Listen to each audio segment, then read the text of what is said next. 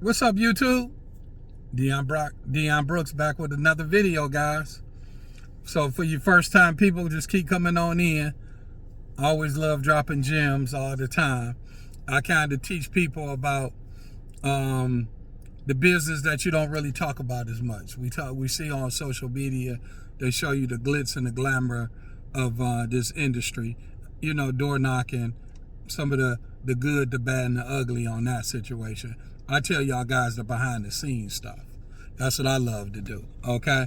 So anyway, I'm gonna make this cool little video. Try to make not too long for you guys, so I can get you in, get you out. Okay. But I want to talk about kind of the politics of door to door. Okay. Meaning different companies and things of that nature, how this industry usually go. Okay. So y'all know some of the products I push door to door: alarm systems, DirecTV. What else have I done? Phones. I've done all type of little stuff over my career. Home improvement, obviously. But I've done so many different products pushing door to door. So I can tell y'all guys the aspect and the politics of door to door sales. Okay. So anyway, let's name some products that's hot right now. We already know door to door. A hot product right now is pretty much solar. You got pest control, which has been around for a long time. You got other alarm systems been around a long time. So some of these products been around for quite a while. Solar is pretty still, well, I want to say it's new because it's been around for a long time as well, but it just got really pushed over the last, what guys say, 10 years to the marketplace real hard. So, but God, my camera messing up. So, by actually by coming to the marketplace, I'm gonna tell you how this game go. Okay, so having longevity in this industry is very rare. Let me tell you why it's very rare. Because when the politics of door-to-door sales, what happened when you guys get into this industry, most of the time the companies are throwing market money behind those door-to-door teams, or just in general, guys, they throwing marketing dollars behind, advertisement, door-to-door sales, maybe TV ads, all that stuff. Okay, so they want to flood the market.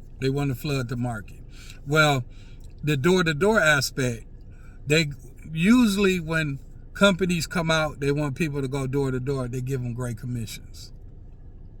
They want you to make good commissions because they want you to push their product, and they want you to make as much money as you can. So what happened, once you start going door to door, you're making all of this money. Okay, it's not a lot of requirements. You just out there making money. They love it. You getting it out there, getting to the customer. And some of the people, they don't care who you kind of selling to. They let you sell anywhere. If it's undesirable customers, if it's desirable customers, whatever it might be, they don't care at this particular time. Okay, they want the customer base coming in. But typically what happens is, once they get to a certain number of customers, or bad customers, I might say, they got to trim the fat. And when they start trimming the fat, they go typically after the door-to-door guy. Meaning they tighten up with you. So, in other words, you got to adjust to what they saying to you. So, say for instance, you going out, and say for instance with solar, at the time, really wasn't no credit. Pretty much everybody was getting approved. You was signing up. People were interested, all type of stuff. Okay. So a lot of money is being flown through there. But guess what? After you doing your thing, you making all this money.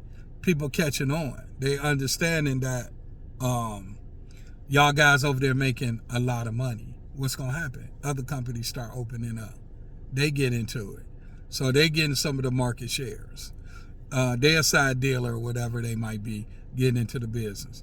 Then once they get into it, they kicking into, they hearing what type of money y'all making, 200,000 a month, 300,000, whatever type of money people making, 50,000 a month, 60,000 a month type money.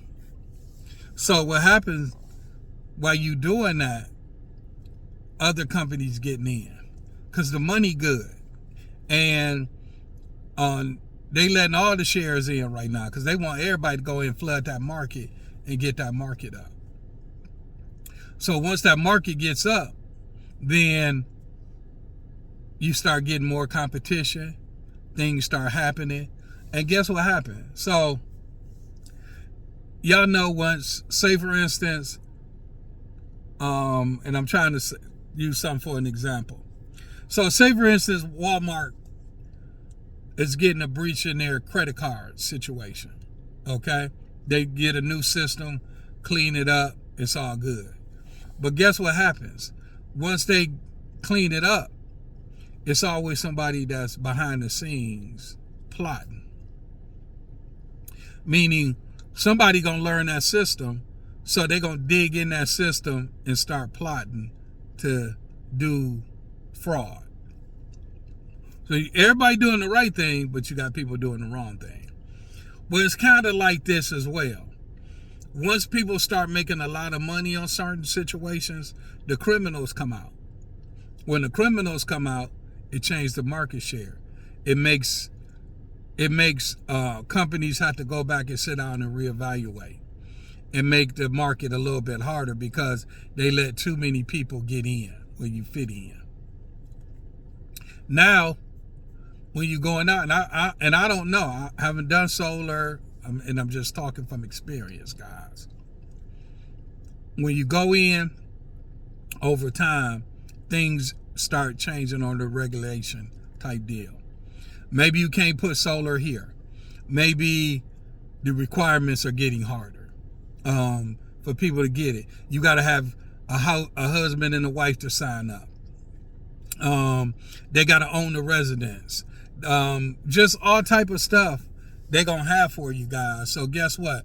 At that particular time, your commissions start changing. Meaning, not far as dollar amount, far as it's harder to get your customers involved in the promotion. So they making it harder on their end because you know what's happening? They're cleaning up all the dirt and the garbage that's been put in there. Every company does it. Every company does. And guess what? Let a company get on here and go back and forth with me. And I guarantee you they're going to tell me I'm right. Because I already know. They flood the market. They want everybody to get in. And once everybody gets in, then they start trimming that fat little bit by little bit. So it gets harder. So now you don't have 30 reps in y'all building. The reps start trimming down to 15, 10, whatever it might be, because they're looking for more professional people. They want you to push in better areas. They don't want you writing up garbage anymore. All type of these requirements, and they're going to restrict it to the point where you're going to have to. That's what they do. That's what companies do. So eventually, either you stick and stay, like some people do. They ride it out. Remember, because some people wasn't making this type of money in the beginning anyway. So they most likely going to stick it out and stay in that industry and ride the situation out and figure it out to a certain degree. Okay? Other people that have made great money, you moving on. You looking for that high again. You looking for that 250,000 you made it last year, or whatever you made. You on the chase, looking for it. So because it's not there anymore in that industry, it's probably somewhere else. But what happened when you do that? Now you got to learn a brand new product. It takes time. You're not gonna be good right away, so your money gonna suffer a little bit. And when you're trading one product for another product, it takes time to get good at the next product. So you're going to struggle for a little bit, for a while. So hopefully you got a good spouse at home, or you got money saved up, things of that nature that can get you through. But you're going to have a period where you're going to struggle. So this brings me back to a little bit. So this has happened to me, guys. I already know what happens and what's in front of you guys, okay? So what I did to offset that situation, I pretty much probably left the company and I went to go look for something else. And I went to go push other products and service. Well, it messed my money up for a minute, and I struggled for a little while until I got good at the next product. But once I got good at the product, I was good at it. The other company that I left was probably making changes. They were cleaning out some of the fat, You run into a couple people. Some people might be still over there, still working for that company you might have been cool with in the industry. And they might be making a little bit of money. They adjusted to what it was. You might want to go back and see what they got going on again, and get back into the industry and see if you can make a little bit of money. And then while you learning that other industry, so I mean, let me say, you done pretty much learned this industry a little bit, so you're making money off of it. So what I've done, and I don't recommend it for everybody because it could be a little difficult, but I always tell people this, especially you're an independent contractor. If you're working for a corporation, you ain't gonna be able to do this.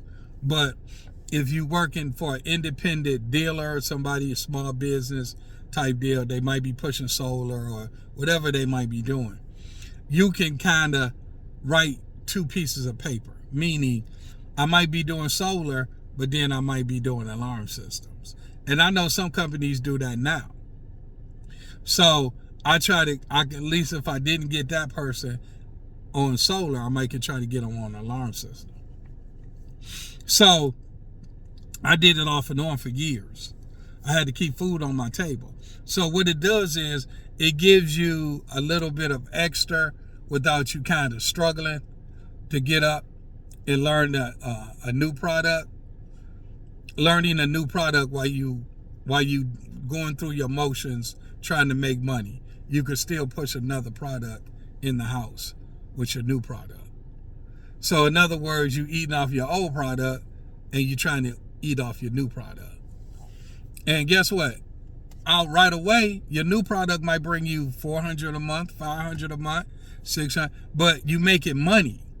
And that can help you in the long run. That might pay a car note, might pay car insurance, lights, gas. It can go towards something that will help you feed your family. And I'm just telling you guys, I've done it. I've done it successfully. So, yeah. But one time, I got in trouble for pushing two products in one house. That's what I said. And I was working for a Fortune 500 company at the time. And they ended up letting me go because, and that's just a whole nother story for a whole nother day. But they ended up letting me go because they found out I was pushing somebody else's product. So I'm just telling you, you can do it, but if you're working for a corporate office, they might not like it. They might not like that, okay? So I'm just letting you know. I ain't saying it's impossible, but for the most likelihood, it might be impossible. So anyway, piggyback off of that, I'm just giving y'all some gems because I'm letting you know. Products and service don't last forever. It's ebbs and flows. And I'm just telling you guys this. Sticking with something, riding through the good, riding through the bad, that's always a great thing. Once you accumulate bills, house note, mortgage, car note, car insurance, food, gas, whole nine, then you got to keep working. You got to keep going. And I'm just telling you ways where you can fix it because I'm telling you, at some point, unless you with a company that's been around for a long, long, long time and they pushing a product and service that's a proven method and you just got on and you great with it, that's fine, great. Real estate, one. But shoot, look, real estate just changed over the last year, which it wouldn't change for many, many, many years. But they did change it. So I'm just letting you guys know that in doing door to door, over time, when you get in, they will change your product and service on you. They're going to change up the requirements. They're going to change up some of the way that you pushing or areas you working in. So they're going to definitely have a chance to get in your money. Trust me. When it comes to that. But just being resilient, having something else in your back pocket like a second job, it's always good. You know, some people, do stocks. Some people do, they pushing other products, and you just want to have extra income when things do shift up and get funny on you. And think about it. When you have a down economy, you can't control that. What can you control? We all at the mercy of the economy. People not spending money, they're not buying, it can affect your pockets. So hopefully you got something that can go through financial downturns and you can keep moving. So anyway, just like I said, guys, just give you a little nugget. I wasn't too long. I'm just looking on my thing, about 16 minutes right now. So just at the end of the day, recap real quick. If you in door-to-door sales, I'm letting you know at some point your product and service will change on you. Guaranteed. Okay. Having another source of income, a product you could push in a house, is always welcome. I'm telling you from experience. Okay. And last but not least, just make sure you cover yourself. That's it. That's what we're here to do. We want to keep moving, keep going. And guess what? If you fall off, it's always good for a setback. A setback is always good for a comeback. So don't feel bad about that. People fall off all the time and come back. That's just nature. Some of your greatest billionaires fell off and had a comeback and made money all over again. So it's possible, guys. Don't get discouraged. You fall off all the time. I fell off and I've came back, been successful. So anyway, guys, another video. Like, subscribe, and share. And I'll be back with y'all guys in another video real soon. Talk to you soon. Bye-bye.